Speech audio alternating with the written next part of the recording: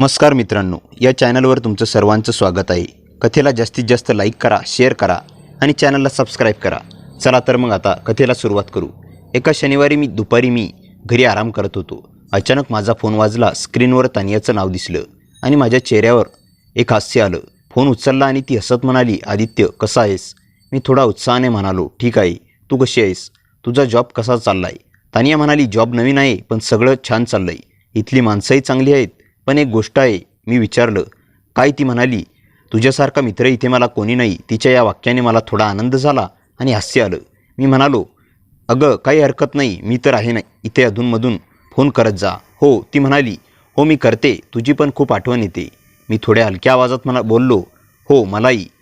मी म्हणालो, मला आता काय करणार, तू मला सोडून गेलीस? हे ऐकून ती थोडी नाराज झाली आणि म्हणाली, आदित्य असं बोलू नकोस, मी तशी उदास होईल। मी लगेच उत्तर दिलं, अरे मस्करी करत होतो। त्याचवेळी ती थोडी गंभीर झाली आणि म्हणाली, आदित्य मला तुझ्यावर राग आहे। मी आश्चर्याने विचारलं, का गं, असं काय झालं? ती म्हणाली, किती दिवस झाले मी तुला सांगितलं होतं की मम्मीकडे अधूनमधून जाऊन तिची विचारपूस कर, पण तू आत्तापर्यंत काही केलंस का? फोनही केला नाहीस। मी चटकन सॉरी बोललो, खरंच मला वेळच मिळाला नव्हता। पण ती म्हणत होती ते बरोबर नव्हतं। मी तिचं वचन दिलं होतं की तिच्या आईची काळजी घेईन, पण कामात आणि स्वतःच्या विचारात इतका गुंतून गेलो होतो की मला तिच्या आईकडे जायला वेळच मिळाला नाही। मी तिला म्हणालो, सॉरी तानिया, खरंच माझं चुकलं, पण आता मी नक्की जाईन। ठीक आहे, ती म्हणाली, आणि आदित्य पण पुढच्या वेळेस असं होऊ देऊ नकोस। फोन ठेवल्यानंतर मला जरा अस्वस्थ वाटायला लागलं। मला तानियाचं बोलणं खरं वाटलं। मला तिची आई प्रियाकडे एकदा तरी जायला, त्याची विचारपूस करायला हवी होती। तसंच घरी बसून मला कंटाळा येत होता, म्हणून मी ठरवलं की आजच जाऊन येऊ। तयार होऊन मी निघालो। माझ्या घरापासून तानियाचं घर लांब नव्हतं, त्यामुळे मी चालत गेलो। साधा टी शर्ट आणि बरमुडा पॅन्ट घालून मी निघालो होतो। थोड्या वेळात मी तिच्या घराशी पोहोचलो आणि बेल वाजवली। दरवाजा उघडला आणि समोर प्रियाबाई उभ्या होत्या। त्यांनी मला पाहिलं आणि आश्चर्याने म्हटल्या, अरे काय झालं? तानिया गेली म्हणून आता मलाही विसरलास का? मी मुद्दाम थोडं हसत म्हणालो, असं काही नाही, कशाला विसरून जायचं? ठरवलं होतं पण कामामुळे वेळच मिळाला नव्हता। आज मिळाला। त्यांनी हसून उत्तर दिलं, ठीक आहे ठीक आहे, आता तर आलास ना, आत ये। मी आत गेलो आणि थोडं बोलून विचारलं, काही हवंय का? त्या म्हणाल्या, नाही काही नाही, पण जरा साबण वगैरे संपलंय तर घेऊन यायला हवं होतं, पण बरं झालं तू आलास। तानिया गेल्यापासून मलाही एकटं वाटतंय। मी त्यांना धीर देत म्हणालो, प्रिया काळजी करू नका, मी आहे ना इथे। त्यांना असं असून मला बसायला सांगितलं आणि म्हणाल्या, ठीक आहे, मी चहा बनवते। त्या स्वयंपाकघरात गेल्या आणि मी सोफ्यावर बसलो। त्या स्वयंपाकघरात जात असताना मी त्यांना मागून पाहिलं। त्यांनी हलक्या गुलाबी रंगाचा पंजाबी ड्रेस घातला होता।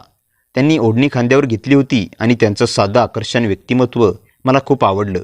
स्वयंपाकघरात काम करता करता त्या कधीतरी माझ्याकडे बघत होत्या आणि मीही त्यांच्याकडे पाहत बसलो होतो। काही वेळाने त्या चहाचे 2 कप घेऊन आल्या आणि माझ्या जवळच्या टेबलावर ठेवल्या। मी चहाचा पहिला घोट घेतला आणि म्हणालो, चहा खूप छान झालाय। खरंच? त्या थोड्या हसून विचारलं, हो खरंच, किती दिवसांनी असा मस्त चहा कुठे प्यायला मिळाला नाही। मी उत्तर दिलं, बरं ठीक आहे। मग त्या हसल्या आणि चहा पिता पिता गप्पा सुरू झाल्या।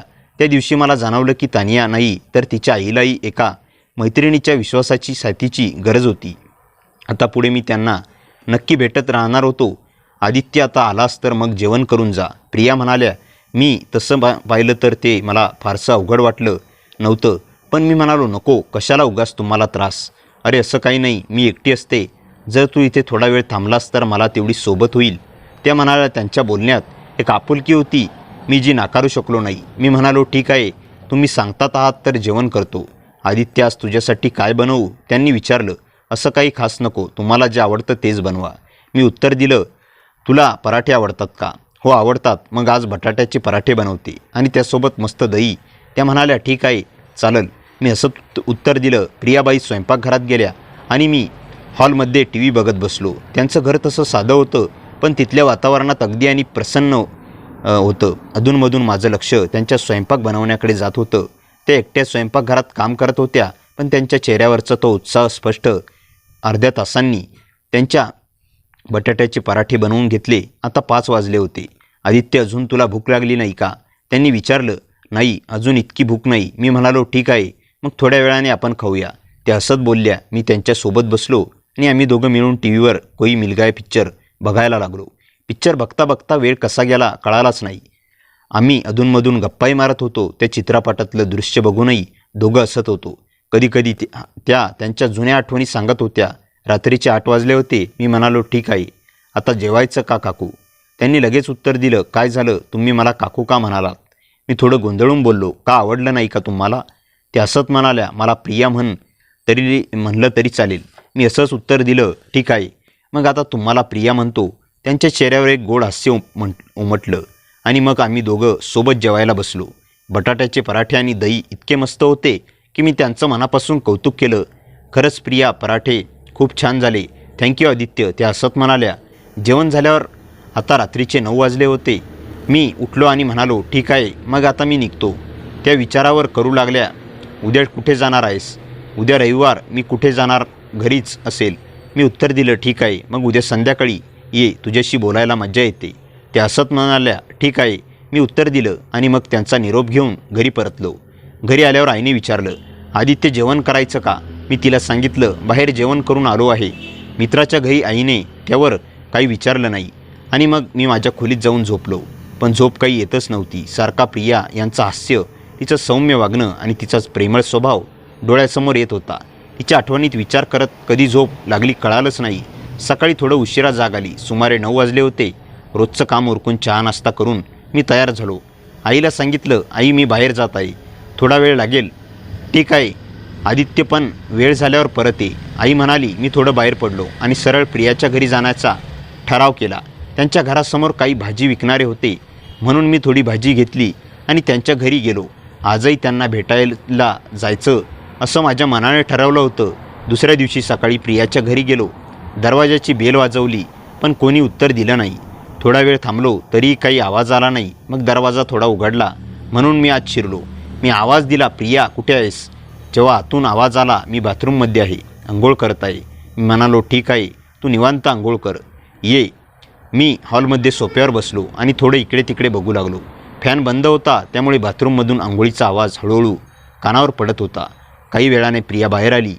त्यांनी जांभळ्या रंगाची साडी नेसली होती आणि त्यावर बेज रंगाचा ब्लाऊज घातला होता. त्या दिसायला खूपच सुंदर दिसत होत्या. तिचे ओले केस मागे बांधले होते आणि केसामधलं थोडं पाणी तिच्या खांद्यावर थेंब थेंब गळत होतं. हे पाणी तिच्या ब्लाऊजच्या कपड्यातून हळूहळू मुरत होतं आणि तिच्या अंगावर त्या पाण्याची नक्षी जणू काही सजीव झाली होती. ती अगदी ताज्या दावासारखी दिसत होती. तिच्या केसांमधला तो ताजेपणा तिच्या चेहऱ्यावरचा स्पष्ट दिसत होता. मी तिला बघतच राहिलो. ती चालत हॉलमध्ये आली आणि मला म्हणाली, काय झालं आदित्य, एवढं काय पाहतोस? मी लगेच सावरलो आणि म्हणालो, असं काही नाही, खरं सांग ना, काय झालं? आज खूप बघतोस माझ्याकडे. ती हसत म्हणाली. मी थोडं लाजत बोललो, अहो प्रिया, खरं सांगू का, आज तुम्ही खूप सुंदर दिसत आहात. या साडीत मस्करी करतोस की काय ग? खरंच सांगतो, चेष्टा नाही. मी तिकडे बघत हसून बोललो. ती थोडी लाजून म्हणाली, थँक्यू आदित्य, चहा घेशील का? हो. झालाय का चहा? मी उत्तर दिलं, माझाही झालाय. बरं झालं, मग आपण थोडं बोलूया, ती म्हणाली. थोड्या वेळाने ती स्वयंपाकघरात गेली. मी अजूनही तिथे बसलो होतो आणि अधूनमधून तिच्याकडे बघत होतो. काही वेळाने तिने स्वयंपाक पूर्ण केला आणि मग मला म्हणाली, आदित्य, आजही जेवण करून जा, मी तुझ्यासाठी खास बनवलं आहे. थोड्या वेळाने आम्ही दोघी जेवायला बसलो. प्रियाने बनवलेलं स्वयंपाक खूप छान झाला. मी तिचं मनापासून कौतुक केलं आणि ती हसून म्हणाली, आता जेवण झालं, पण तू घाई करू नकोस. आज आपण मस्तपैकी चित्रपट बघूया, आवडेल ना माझ्यासोबत बघायला? हो नक्की आवडेल, मी आनंदाने उत्तर दिलं. मी सोफ्यावर आरामात बसलो होतो आणि प्रिया घराचं काम उरकत होत्या. त्या भांडी आवरत होत्या आणि मग झाडू घेऊन हॉलमध्ये आल्या. त्या झाडू मारताना खाली वाकल्या. तिचा साडीचा पदर थोडा बाजूला झाला आणि त्यामुळे तिचं गोरचं काहीसं उघडं दिसत होतं. मी त्या कामात गुंतल्या होत्या पण माझं लक्ष तिच्याकडे स्पष्टपणे दिसत होतं. मी बघत होतो तरी तिने कसलेही आडबात न ठेवता ती काम करत राहिली. थोड्या वेळाने ती झाडू मारून माझ्याजवळ येऊन बसली. आता ती माझ्या अगदी जवळ बसली होती. वातावरणात एक वेगळीच गंमत निर्माण झाली होती. आदित्य, तुझी कोणी गर्लफ्रेंड आहे का? तिने विचारलं. मी थोडा गोंधळून गेलो पण हसत उत्तर दिलं, अजूनही नाही, पण का विचारतोय? ती थोडी लाजून म्हणाली, असं काही नाही, तसा विचार आला. आम्ही दोघं हसत राहिलो आणि मग प्रियाने मस्तपैकी एक रोमॅन्टिक चित्रपट लावला. चित्रपटात बघता बघता वेळ कसा गेला कळालाच नाही. पण त्या वातावरणात आमची गोडी मैत्री आणखी गहिरी झाली होती. आणि कोणी गर्लफ्रेंड नाही माझी? मी थोडं हसत उत्तर दिलं. प्रिया थोडा गालात हसल्या म्हणाल्या, असं कसं? तुला कोणी मुलगी आवडत नाही का? आवडतात मुली. एक होती ती माझी गर्लफ्रेंड, पण तिचं लग्न झालं. मी हलकं हसत सांगितलं. तिच्या चेहऱ्यावर हलकीशी हास्याची रेषा होती. मी विषय बदलला होता. आता काही लग्न करायचे आहे. अच्छा, मग लग्नासाठी मुलगी बघितली आहेस का? तिने लगेच विचारलं. नाही अजून कुठे, पण अजून करिअर करायचं आहे. मुलगी बघायचा कार्यक्रम सुरू आहे. मी उत्तर दिलं. कशी मुलगी हवी आहे? प्रियाने विचारलं. तिच्या डोळ्यात एक कुतूहल दिसत होतं. अगदी तुमच्यासारखी, मी सरळ सांगितलं. ती थोडी चकित होऊन बसली. काय मस्करी करतोयस? नाही ग, खरं सांगतो, तुझ्यासारखी मुलगी मिळाली तर खूप छान होईल. भाग्य उजाडल्यासारखं वाटेल, मी ठामपणे बोललो. प्रिया थोडी लाजून म्हणाली. माझी मस्करी करतोस तू? नाही, खरंच बोलतोय. मी तिच्या डोळ्यात बघत म्हणालो. मी थोडा वेळ थांबून विचारलं. तुम्ही एकट्या का राहता? तुमचे मिस्टर कुठे आहे? प्रियाची नजर थोडी खाली झुकली आणि ती शांतपणे म्हणाली. मी गेल्या काही वर्षापासून एकटे आहे. तानिया दुसऱ्या शहरात नोकरी करायला गेली आहे, त्यामुळे आता तिची भेटही कमी होते. माझ्या मनात अचानक तिचे एकटेपणाची जाणीव झाली. मी तिच्याजवळ जात म्हणालो. बरं झालं मी आलो. काळजी करू नका, मी आहे ना. हे बोलताना तिच्या डोळ्यात थोडेसे अश्रू तरळले. मला तिचं दुःख जाणवलं, म्हणून मी थोडं तिचा हात हातात घेतला आणि शांतपणे म्हणालो. सगळं ठीक होऊन जाईल. माझ्या बोलण्याने ती थोडी हडबडली. ती माझ्याकडे पाहत राहिली. तिच्या डोळ्यात दुःख अगदी स्पष्ट दिसत होतं. मी तिचा खांदा धरून तिला जवळ घेतलं. तिला आधाराची गरज होती आणि माझी उपस्थिती कदाचित तिला थोडासा आधार देत होती. हळूहळू ती माझ्याजवळ आली. तिने माझ्या खांद्यावर डोकं ठेवलं आणि मीही तिच्या पाठीवर हात ठेवला. आम्ही तिथे शांतपणे एकमेकांच्या जवळ राहिलो. तिथे डोळे ओले होते आणि ती शांतपणे म्हणाली. सगळं ठीक होईल, मी आहे ना. त्या क्षणी तिने माझ्या फाटीवर हात ठेवला आणि आम्ही दोघे एकमेकांच्या अगदी जवळ आलो. ती बोलली. आदित्य, तू खूप चांगला आहेस. मी बोललो. प्रिया, तू देखील खूप चांगली आहेस. तेव्हा असं बोलताना मी तिला थोडं बाजूला केलं. आम्ही एकमेकांच्या मिठीत वेगळ्या भावनेने गेलो. ती माझ्या चेहऱ्याकडे पाहत होती आणि मी तिच्या चेहऱ्याकडे पाहत होतो. तिचे ओठ थरथरत होते. मी तिला जवळ ओढलं आणि मला कळलंच नाही की माझे ओठ तिच्या ओठावर ठेवले. मी हळूहळू तिला प्रेम करत होतो. ती देखील मला काही बोलली नाही. उलट ती मला साथ देऊ लागली. हळूहळू माझ्या हात तिच्या पाठीवर फिरत होते. तिच्या केसांचा खूप छान वास येत होता. थोड्या वेळाने आम्ही एकमेकांना बिलगलो. मी तिला प्रेम करू लागलो. तिची साडी बाजूला केली. तिने मला थांबवलं. तिनेही मला खूप साथ दिली. आम्ही एकमेकांमध्ये रंगून गेलो. त्यावेळी आमचं शरीर एकमेकांना साथ देऊ लागलं. आम्ही एकमेकांना शारीरिक प्रेम देत होतो. थोड्या वेळाने आम्ही भानावर आलो. आम्ही दोघांनी आपापले कपडे नीट केले. थोडं लाजल्यासारखं वाटलं, थोडी लाजल्यासारखं वाटलं. काही क्षण दोघेही शांत बसून राहिले. खोलीत फक्त भिंतीवरील घड्याळाचा आवाज ऐकू येत होता. प्रिया हळू आवाजात म्हणाली. आदित्य, आपण जे काही घडलं त्याबद्दल शांतपणे विचार केला पाहिजे. आदित्यने मान हलवली. हो, आपण भावनेच्या भरात वाहवत गेलो, पण यामुळे तुझं तान्याचं आणि आपल्या नात्याचं नुकसान होऊ नये. प्रिया काही क्षण गप्प राहिली. तिच्या डोळ्यात अपराधीपणाची छटा होती. ती म्हणाली. तानिया तुझ्यावर खूप विश्वास ठेवते. तिनेच तुला माझी काळजी घ्यायला सांगितलं होतं. त्या विश्वासाला तडा जाऊ नये. आदित्याने शांतपणे उत्तर दिलं. तू बरोबर बोलतेस. आजपासून आपण एकमेकांना फक्त चांगले मित्र म्हणून भेटू, एकमेकांचा आधार होऊ, पण मर्यादा कायम ठेवू. प्रियाच्या चेहऱ्यावर हलकंसं समाधान उमटलं. तिने पाण्याचे 2 ग्लास आणले. दोघांनी शांतपणे पाणी प्यायलं. वातावरण हळूहळू पूर्ववत होऊ लागलं. त्यानंतर त्यांनी दुसऱ्या विषयावर गप्पा मारल्या. तानियाच्या नोकरीबद्दल, तिच्या नवीन शहराबद्दल आणि भविष्यातील योजनांबद्दल. बोलताना दोघांच्याही चेहऱ्यावर पुन्हा सहज हास्य आलं. संध्याकाळ होताच आदित्य उठला. मी निघतो, पुन्हा भेटेन, पण आता आपण दोघंही योग्य अंतर आणि विश्वास जपू. प्रिया हसून म्हणाली. हो, आणि तानियाला अभिमान वाटेल असंच वागू. आदित्यने निरोप घेतला आणि घरी निघाला. घरी जाताना त्याच्या मनात अनेक विचार होते. काही नाती जपण्यासाठी प्रेमापेक्षा विश्वास अधिक महत्त्वाचा असतो, याची त्याला त्या दिवशी खरी जाणीव झाली. त्याने मनाशी ठरवलं की पुढे प्रिया आणि तानिया या दोघांच्याही विश्वासाला कधीही तडा जाऊ देणार नाही. त्या दिवसानंतर त्यांची भेट होत राहिली, पण त्या नात्यात परस्पर आदर, मैत्री आणि विश्वास यांनाच सर्वात मोठं स्थान मिळावं. आदित्य घरी परतल्यानंतर त्यांच्या मनात प्रिया आणि तानिया यांच्याबद्दल सतत विचार सुरू होते. दुसऱ्या दिवशी सकाळी त्यांचा फोन वाजला. स्क्रीनवर तानियाचं नाव पाहून तो थोडा दचकला. तानिया नेहमीप्रमाणे हसत बोलत होती, पण तिच्या आवाजात एक वेगळा स्थान जाणवत होता. आदित्य, मला तुझ्याशी एक महत्त्वाची गोष्ट बोलायची आहे. मी पुढच्या आठवड्यात अचानक घरी येते, पण आईला सांगू नकोस. मला तिला सरप्राईज द्यायचं आहे. आदित्यने होकार दिला, पण त्याच्या मनात अस्वस्थता वाढू लागली. त्याच संध्याकाळी प्रिया त्याला भेटायला बोलावते. तिचा चेहरा गंभीर होता. ती कपाटातून एक जुना फोटो अल्बम काढते. त्यात आदित्यच्या वडिलांचा आणि प्रियाच्या पतीचा एक फोटो होता. आदित्य आश्चर्यचकित झाला. हे कसं शक्य आहे? तो विचारतो. प्रिया शांतपणे म्हणाली, ही गोष्ट आजवर मी कोणालाच सांगितली नाही. तुझे बाबा आणि माझे पती जिवलग मित्र होते, पण एका घटनेनंतर दोन्ही कुटुंब कायमची दूर गेली. तेवढ्यात दारावरची बेल वाजते. प्रिया दार उघडते आणि समोर तानिया उभी असते. तिने तिच्या आईकडे आणि आदित्यकडे एकाच वेळी पाहिलं. तिच्या चेहऱ्यावर आश्चर्य, संभ्रम आणि अनेक स्पष्ट प्रश्न दिसत होते. आदित्य आणि प्रिया भूतकाळाचं सत्य सांगतील की ते हे गुपित कायम लपून ठेवतील, यावर तिघांच्याही आयुष्याची दिशा ठरणार होती. तानिया दारात उभी होती. तिच्या चेहऱ्यावर आश्चर्य आणि संभ्रम स्पष्ट दिसत होता. प्रिया काही क्षण निशब्द राहिली. आदित्यच्याही तोंडून शब्द फुटत नव्हते. तानिया हसण्याचा प्रयत्न करत म्हणाली, सरप्राईज द्यायचं ठरवलं होतं, पण इथे तर मीच सरप्राईज झाले. वातावरणातील ताण प्रियाला जाणवत होता. तिने शांतपणे दोघांनाही हॉलमध्ये बसायला सांगितलं. काही क्षण कोणीच बोललं नाही. शेवटी प्रिया कपाटातून तो जुना फोटो अल्बम घेऊन आली. तिने तो तानियाच्या हातात दिला. तानियाने अल्बम उघडला आणि पहिल्याच पानावर तिच्या वडिलांसोबत आदित्यच्या वडिलांचा फोटो पाहिला. ती चकित झाली. आई, हे कोण? ती विचारू लागली.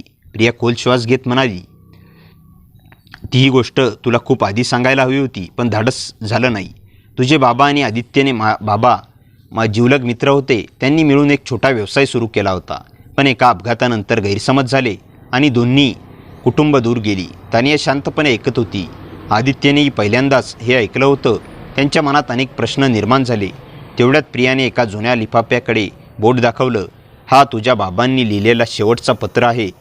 ती म्हणाली, पत्रात लिहिलं होतं की गैरसमज दूर करून दोन्ही कुटुंबांनी पुन्हा एकत्र यावं. मात्र ते पत्र कधीच योग्य व्यक्तींपर्यंत पोहोचलं नव्हतं. तानियाच्या डोळ्यात पाणी आलं. आदित्यही भावूक झाला. त्यांना जाणवलं की अनेक वर्षाचं अंतर हे द्वेषामुळे नव्हते, तर एका न पोचलेल्या पत्रामुळे निर्माण झालं होतं. त्या दिवसापासून तिघांनी मिळून भूतकाळातील गैरसमज दूर करण्याचा निर्णय घेतला. पण कथा इथे संपत नव्हती. अल्बमच्या शेवटच्या पानात एक जुना नकाशा आणि एका बंद लॉकरची किल्ली ठेवलेली होती. त्या किल्लीसोबत फक्त एकच ओळ लिहिलेली होती, सत्य अजून पूर्ण उघडलेलं नाही. तिघेही एकमेकांकडे पाहू लागले. आता त्यांच्यासमोर एक नवीन रहस्य उलगडण्याचा प्रवास सुरू होणार होता. आदित्यने ती जुनी किल्ली हातात घेतली. तिच्यावर छोट्या अक्षरात एका बँकेचं नाव आणि लॉकर क्रमांक कोरलेला होता. तिघेही काही क्षण एकमेकांकडे पाहत राहिले. प्रियाने शांतपणे म्हटलं, मला या किल्लीबद्दल माहिती होती, पण तुझ्या बाबांनी सांगितलं होतं की योग्य वेळ आल्याशिवाय ती उघडायची नाही. तानियाने विचारलं, आणि आता ती योग्य वेळ आली आहे? प्रियाने हलक्या आवाजात उत्तर दिलं, बहुतेक हो. दुसऱ्या दिवशी सकाळी तिघेही बँकेत पोहोचले. आवश्यक कागदपत्रांची पडताळणी झाल्यानंतर तानिया जुन्या लॉकरसमोर नेण्यात आलं. आदित्यच्या हातात किल्ली थरथरत होती. त्याने कुलूप उघडलं. लॉकरमध्ये एक लाकडी पेटी, काही जुनी कागदपत्रं आणि एक डायरी ठेवलेली होती. डायरीच्या पहिल्या पानावर आदित्यच्या वडिलांच्या हस्ताक्षरात लिहिलं होतं, जर तुम्ही हे वाचत असाल तर याचा अर्थ भूतकाळात ओझं संपवण्याची वेळ आली आहे. आदित्यने पुढचं पान उघडलं. त्यात व्यवसायातील सर्व व्यवहारांची नोंद होती. शेवटच्या पानावर मात्र एक धक्कादायक सत्य लिहिलं होतं. गैरसमज निर्माण करणारा माणूस दोन्ही कुटुंबापैकी कोणीच नव्हता. तो त्यांच्या व्यवसायातील तिसरा भागीदार होता. त्याने बनावट कागदपत्र तयार करून दोन्ही मित्रांमध्ये अविश्वास निर्माण केला आणि स्वतःचा फायदा करून घेतला. हे वाचून प्रियाच्या डोळ्यात अश्रू आले. इतकी वर्ष आम्ही चुकीच्या समजुतीत जगलो, ती हळूच म्हणाली. तेवढ्यात पेटीच्या तळाशी एक सीलबंद लिफाफा दिसला. त्यावर लिहिलं होतं, फक्त आदित्य आणि तानियासाठी. दोघांनी एकमेकांकडे पाहिलं. लिफाफा उघडल्यावर त्यात एक पत्र आणि एक जुना फोटो होता. फोटोमध्ये लहानपणीचा आदित्य आणि लहानपणीची तानिया एका वाढदिवसाच्या कार्यक्रमात एकत्र असताना दिसत होते. पत्रात लिहिलं होतं, तुम्ही दोघे लहानपणापासून एकमेकांना ओळखता, पण काळाने ते विसरायला लावलं. आमचं स्वप्न होतं की दोन्ही कुटुंब पुन्हा एकत्र यावीत. नात्यामध्ये विश्वास जपलात तर भूतकाळातील चुका पुन्हा कधी घडणार नाहीत. तानियाने असत आदित्यकडे पाहिलं. म्हणजे आपली भेट इतकी नवीन नव्हती. आदित्यही असला, काही नाती वेळ विसरवते, पण नियती पुन्हा समोर आणते. बँकेतून बाहेर पडताना तिघांच्याही मनावरील अनेक वर्षाचं ओझं हलकं झालं होतं. मात्र त्यांच्या नकळत रस्त्याच्या पलीकडे उभा असलेला एक अनोळखी माणूस त्यांच्याकडे बारकाईने पाहत होता. त्याने मोबाईलवर कोणाला तरी फोन लावला आणि फक्त एवढंच म्हणाला, लॉकर उघडलं गेलं आहे. आता दुसरा टप्पा सुरू करायची वेळ आली आहे. त्याचं बोलणं ऐकून एका नव्या रहस्याची चाहूल लागली. तो अनोळखी माणूस फोन ठेवताच गर्दीत मिसळून गेला. आदित्यच्या लक्षात आलं की कोणीतरी त्याच्यावर नजर ठेवू नये. त्याने मागे वळून पाहिलं, पण तोपर्यंत तो माणूस दिसेनासा झाला होता. काय झालं? तानियाने विचारलं. काही नाही, मला क्षणभर असं वाटलं की कोणीतरी आपल्याकडे पाहत होतं. आदित्य शांतपणे म्हणाला. घरी परतल्यावर आदित्यने डायरी पुन्हा उघडली. शेवटच्या कव्हरमध्ये त्याला एक छोटासा कागद सापडला. त्यावर फक्त एक पत्ता आणि एक तारीख लिहिली होती. तो पत्ता अनेक वर्षापूर्वी बंद पडलेल्या एका जुन्या वाड्याचा होता. दुसऱ्या दिवशी सकाळी आदित्य, तानिया आणि प्रिया त्या वाड्याकडे निघाले. गावाच्या बाहेर झाडझुडपांनी वेढलेला तो वाडा ओसाड पडला होता. मुख्य दरवाजा गंजलेला होता, पण कुलूप उघडच होतं. ते आत गेले. धुळीने माखलेल्या भिंती, तुटलेल्या खिडक्या आणि शांत वातावरणामुळे अंगावर काटा आला. एका खोलीत त्यांनी जुनं लोखंडी कपाट दिसलं. कपाट उघडल्यावर त्यात अनेक फायली आणि काही छायाचित्रं होती. त्याच्या छायाचित्रामध्ये आदित्यचे वडील, तानियाचे वडील आणि त्यांचा तिसरा भागीदार एकत्र दिसत होते. पण एक फोटोच्या मागे लिहिलं होतं, विश्वासघाताची सुरुवात इथून झाली. इतक्यात वरच्या मजल्यावरून पावलांचा आवाज आला. तिघेही सावध झाले. आदित्य हळूहळू जिना चढू लागला. वर पोचल्यावर त्याला एक वृद्ध माणूस खुर्चीवर बसलेला दिसला. त्याने शांतपणे विचारलं, तुम्ही अखेर आलात? तुम्ही कोण? आदित्यने विचारलं. वृद्धाने हलकंसं हसत उत्तर दिलं, मी त्या तिसऱ्या भागीदाराचा माजी कारकून आहे. अनेक वर्ष मी सत्य लपवून ठेवलं, पण आता आयुष्याच्या शेवटच्या टप्प्यावर मला सगळं सांगायचं आहे. त्याने एक फाईल आदित्यच्या हातात दिली. त्यात मूळ करारपत्र, बनावट स्वाक्षरांचे पुरावे आणि पैशांच्या अफरातफरीची संपूर्ण माहिती होती. या कागदपत्रांमुळे तुमच्या दोन्ही कुटुंबावर झालेला अन्याय सिद्ध होईल, वृद्ध म्हणाला. तेवढ्यात बाहेर गाडी थांबवण्याचा आवाज आला. खिडकीतून पाहिल्यावर काळ्या रंगाची SUV वाड्याबाहेर येऊन थांबली. 4 अनोळखी माणसं खाली उतरली आणि सरळ वाड्याकडे चालू लागली. वृद्धाच्या चेहऱ्यावरील शांतता अचानक नाहीशी झाली. तो घाईघाईने म्हणाला, ते आले. इतकी वर्ष ज्याच्यापासून मी लपून राहिलो तेच लोक आहेत. कागदपत्र घेऊन मागच्या दरवाजाने लगेच निघा. उशीर झाला तर सत्य पुन्हा कायमचं दडलं जाईल. आदित्यने फाईल घट्ट पकडली. तानिया आणि प्रियाकडे पाहिलं आणि तिघेही मागच्या दरवाजाकडे धावू लागले. तर बाहेरून मुख्य दरवाजावर जोरात ठोके पडू लागले. कथा आता एका धोकादायक वळणावर येऊन पोचली होती. तिघेही मागच्या दरवाजाने बाहेर पडले. वाड्याच्या मागे दाट झाडी आणि अरुंद पायवाट होती. आदित्यने फाईल छातीशी घट्ट धरली होती. मागून ओरडण्याचे आवाज येत होते, ते पळत आहेत, पकडा त्यांना. काही क्षणातच पाठलाग सुरू झाला. झाडीतून धावताना तानियाचा पाय दगडाला लागला आणि ती खाली पडली. आदित्य लगेच तिच्याजवळ गेला. तू ठीक आहेस ना? तो म्हणाला. तानियाने वेदना सहन करत उठण्याचा प्रयत्न केला. प्रिया तिचा हात धरून म्हणाली, चल, थांबलो तर ते आपल्यापर्यंत पोहोचतील. थोडं पुढे गेल्यावर त्यांना एक मोडकळीस आलेलं छोटंसं देऊळ दिसलं. तिघेही आत शिरले. श्वास सावरत असताना आदित्यने ती फाईल पुन्हा उघडली. कागदांमध्ये एक छोटासा नकाशा होता. त्यावर लाल शाईने एका जागेवर गोल करून लिहिलं होतं, सत्य इथे संपत नाही. नकाशावर दाखवलेली जागा एका जुन्या गिरणीची होती, जी अनेक वर्षापासून बंद होती. तेवढ्यात आदित्यचा फोन वाजला. स्क्रीनवर कोणताही नंबर दिसत नव्हता. त्याने कॉल उचलला. समोरून शांत पण थंड आवाज आला, आदित्य, फाईल घेऊन गिरणीकडे जाऊ नकोस. जिथे तुझ्याकडे साठी सापळा रचला आहे. तू कोण आहेस? आदित्यने विचारलं. उत्तर आलं, मी शत्रू नाही, पण मित्रही नाही. जर सत्य हवं असेल तर आज रात्री 12 वाजता जुन्या रेल्वे पुलावर एकटाच ये आणि कोणावरही विश्वास ठेवू नकोस, अगदी तुझ्या जवळच्या व्यक्तीवरही नाही. कॉल लगेच कट झाला. आदित्यही काही क्षण स्तब्ध उभा राहिला. तानियाने विचारलं, कोणाचा फोन होता? आदित्यने काही क्षण विचार केला. त्याला त्या अनोळखी व्यक्तीचं बोलणं सांगावं की नाही हा प्रश्न पडला.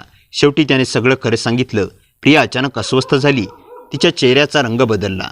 जुना रेल्वे पूल, ती हळू आवाजात म्हणाली, तुला त्या पुलाबद्दल काही माहिती आहे?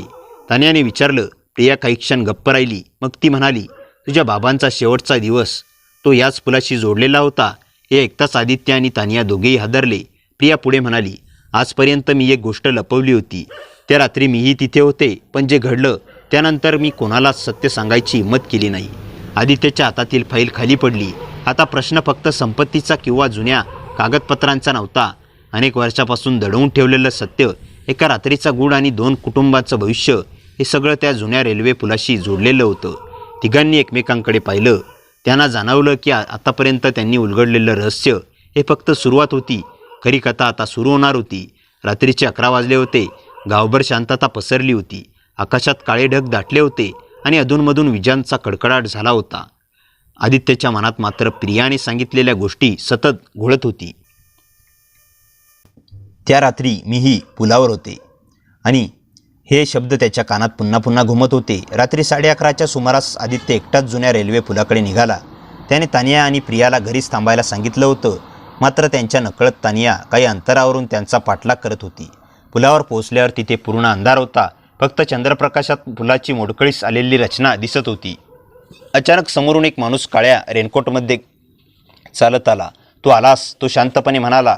तू कोण आहेस? आदित्यने विचारलं. त्या माणसाने हळूहळू रेनकोटची टोपी मागे केली. आदित्यच्या डोळ्यात आश्चर्य दाटलं. तो चेहरा त्याने फोटोमध्ये पाहिला होता. तो त्याच्या जुन्या व्यवसायातील तिसऱ्या भागीदाराचा मुलगा विक्रम होता. विक्रम म्हणाला, माझ्या वडिलांनी जे केलं ते चुकीचं होतं, पण त्याची शिक्षा मला आयुष्यभर भोगावी लागेल. सत्य लपवण्यासाठी काही लोक अजूनही जिवंत आहेत. म्हणजे तुझे वडील एकटे नव्हते? आदित्यने विचारलं. विक्रमने मान हलवली. नाही, त्यांच्या मागे एक मोठं जाळं होतं. पैशांसाठी आणि जमिनीसाठी त्यांनी अनेक लोकांचं आयुष्य उद्ध्वस्त केलं.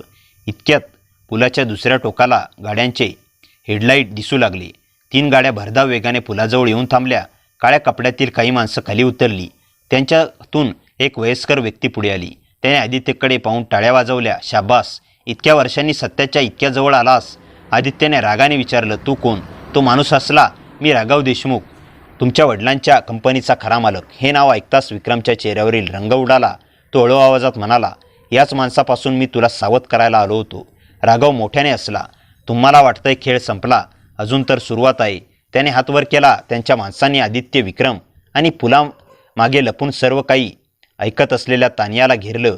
तेवढ्यात मागून एक कार भरधाव वेगाने आली. कारमधून प्रिया उतरली. तिने थेट राघवकडे पाहिलं आणि ठाम आवाजात म्हणाली, पुरे झालं राघव, यावेळी मी गप्प बसणार नाही. राघव काही क्षण तिच्याकडे पाहत राहिला आणि हसला. म्हणजे अखेर तूही आलीस. 20 वर्षापूर्वी जसं घडलं होतं तसं आज पुन्हा घडणार आहे. हे ऐकताच आदित्य, तानिया आणि विक्रम एकमेकांकडे पाहू लागले. 20 वर्षापूर्वी नेमकं त्या पुलावर काय घडलं होतं आणि राघवच्या हातात अजून कोणतं गुपित होतं, या प्रश्नांची उत्तरं आता काही क्षणावर येऊन ठिपली होती. राघवच्या चेहऱ्यावर आत्मविश्वास होता. त्याने आपल्या माणसाकडे पाहून इशारा केला, पण त्याच क्षणी प्रिया पुढे आली आणि मोठ्या आवाजात म्हणाली, राघव, आज खोट्याचा शेवट होणार आहे. राघव हसला. तुझ्याकडे पुरावा आहे का? प्रियाने आपल्या पर्समधून एक छोटासा व्हॉइस रेकॉर्डर बाहेर काढला. होय, आणि यावेळी सत्य लपवता येणार नाही. राघवच्या चेहऱ्यावरील हास्य क्षणात गायब झालं. प्रियाने रेकॉर्डर सुरू केला. त्यामधून अनेक वर्षापूर्वी झालेल्या संभाषणाचा आवाज ऐकू येऊ लागला. त्या रेकॉर्डिंगमध्ये राघव स्वतः कबूल करत होता की व्यवसाय बळकावण्यासाठी त्याने बनावट कागदपत्र तयार केली, दोन्ही मित्रांमध्ये गैरसमज निर्माण केले आणि विरोध करणाऱ्यांना धमकावलं. त्या रात्री पुलावर झालेल्या वादानंतर आदित्यचे वडील आणि तानियाचे वडील वेगळे झाले. अपघातात एकाचा मृत्यू झाला आणि दुसऱ्याचं आयुष्य उद्ध्वस्त झालं. त्या सर्वामागे राघवचं होता. राघव संतापला. त्याने रेकॉर्डर हिसकावून घेण्याचा प्रयत्न केला, पण तेवढ्यात विक्रम पुढे आला. बस, माझ्या वडिलांनी तुझ्या भीतीपोटी आयुष्यभर तुझी साथ दिली, पण आज मी तुझ्या विरुद्ध साक्ष देईन. राघवने पळण्याचा प्रयत्न केला. इतक्यात पुलाच्या दोन्ही बाजूंनी पोलिसांच्या गाड्या येऊन थांबल्या. सायरनचा आवाज संपूर्ण परिसरात घुमू लागला. आदित्यने काही वेळापूर्वीच गुपचूप पोलिसांना सर्व माहिती दिली. पोलीस निरीक्षक पुढे आले आणि म्हणाले, राघव देशमुख, फसवणूक, बनावट कागदपत्र तयार करणे, धमकावणे आणि अनेक गुन्ह्याप्रकरणी तुम्हाला अटक करण्यात येत आहे. राघवने शेवटचा प्रयत्न केला, पण पोलिसांनी त्याला बेड्या ठोकल्या. त्यांच्या साथीदारांनाही अटक करण्यात आली. काही महिन्यांनी न्यायालयाने सर्व पुरावे तपासून राघवला दोषी ठरवलं. दोन्ही कुटुंबावर झालेला अन्याय आणि अधिकृतपणे सिद्ध झाला. त्यांच्या वडिलांची निर्दोषता जगासमोर आली. अनेक वर्षापासून हरवलेली संपत्ती आणि कागदपत्र त्यांच्या योग्य वारसाकडे परत आली. त्या दिवशी आदित्य, तानिया आणि प्रिया पुन्हा एकदा त्या जुन्या पुलावर गेले, पण यावेळी त्यांच्या मनात भीती नव्हती. प्रिया त्या आकाशाकडे पाहत म्हणाली, आज इतक्या वर्षांनी मन हलकं झालं. सत्याला उशीर झाला, पण न्याय मिळाला. तानियाने आईचा हात हातात घेतला. आदित्य त्यांच्या शेजारी उभा राहिला. तिघांच्याही डोळ्यात समाधान होतं. काही दिवसांनी आदित्यने तानियाला शांतपणे विचारलं, आपण आयुष्याची नवी सुरुवात एकत्र करूया. तानिया हसली. तिच्या डोळ्यात आनंदाश्रू होते. तिने होकारार्थी मान हलवली. प्रिया दोघांकडे पाहून हसली. आज तुमच्या बाबांचं स्वप्न पूर्ण झालं. 2 कुटुंब पुन्हा एकत्र आली. काही महिन्यांनी आदित्य आणि तानियाचा साध्या पद्धतीने विवाह झाला. गावातील सर्व लोक त्या सोहळ्याला उपस्थित होते. प्रिया आनंदाने आपल्या मुलीला आणि आदित्यचा संसार सुरू होताना पाहत होती. भूतकाळातील कडू आठवणी मागे पडल्या होत्या. विश्वास, प्रेम आणि सत्य यांच्या आधारावर नव्या आयुष्याची सुरुवात झाली होती. ही कथा कशी वाटली हे कमेंटद्वारे आम्हाला जरूर कळवा. चला तर मित्रांनो, कथा कशी वाटली कमेंटमध्ये नक्की सांगा. कथेला जास्तीत जास्त लाईक करा आणि हाईप करा आणि आपल्या मित्रमैत्रिणींमध्ये शेअर करा. आणि हो, चॅनलवर नवीन असाल तर चॅनलला सबस्क्राईब करायला विसरू नका. भेटूया पुन्हा अशाच इंटरेस्टिंग आणि धमाकेदार कथेसह. तोपर्यंत हसत राहा, खुश राहा. धन्यवाद.